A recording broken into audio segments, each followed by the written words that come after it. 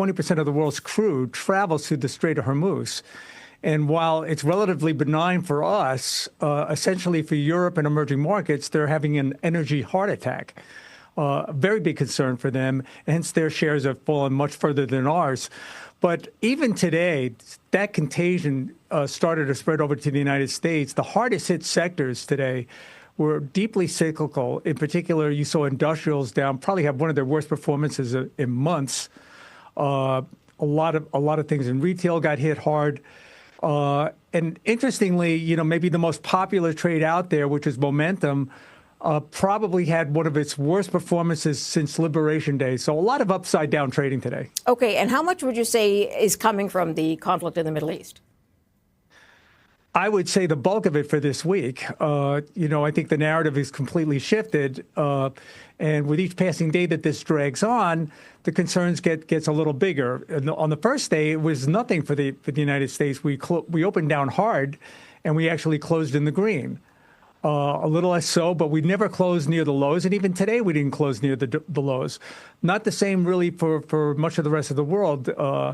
Fairly chaotic in Europe, and then the wild trading that we saw in Korea. But I would caution investors out there, don't chase what's necessarily working today, because when the hostilities cease, a lot of these trades will reverse very, very quickly and very, very hard. Okay. I had a previous guest say war is actually good for the markets. And I guess he meant sort of once they go on for some time, not the initial week. Do you agree? It's been that way in the past, for sure. And that's one of those sentiments that'll work right up until the time that I use it.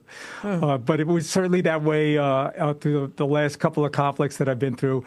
We forget these very, very quickly. And investors, I think it's why the retail investor goes out and buys the dip, and why they've been successful in doing it, because sometimes these things, they can drag on for a few weeks, but once they end quickly. And I don't think there's going to be a prolonged war. I don't think Iran has the ability to sustain a war very long. They're probably running out of munitions right now. Okay, so let's talk about what you expect to see if there is a conflict that goes beyond the initial 4 to 6 weeks, as discussed by the administration in Washington. If it ends up being sort of a 3-month war, what are you expecting to see as the fallout on the markets? Well, that's gonna change the equation a little bit. If it goes to 3 months, you're gonna have to see numbers come down. Certainly, GDP numbers will come down, but investors, rather analysts, and most of the wirehouses, they're gonna have to start taking down their numbers for a lot of companies. And I would imagine for the deeper, the more cyclical the company, the more likely those numbers are going to come down.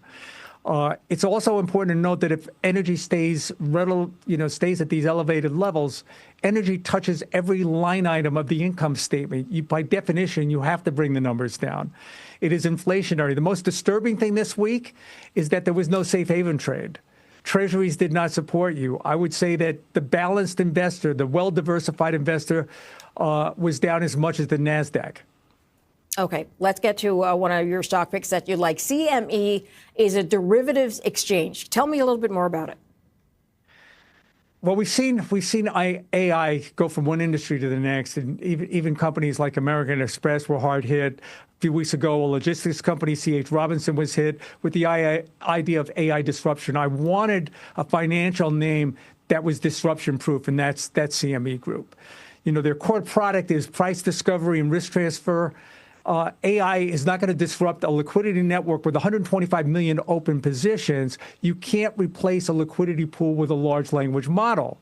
So it begged the question for me. It's a relatively expensive financial name at 26 times earnings. Is that too much to pay to sleep at night? I don't think so. Got it. All right. CME one to consider for people. Let's leave it there. Appreciate you joining us. David Nelson, Chief Strategist, Belpointe Asset Management.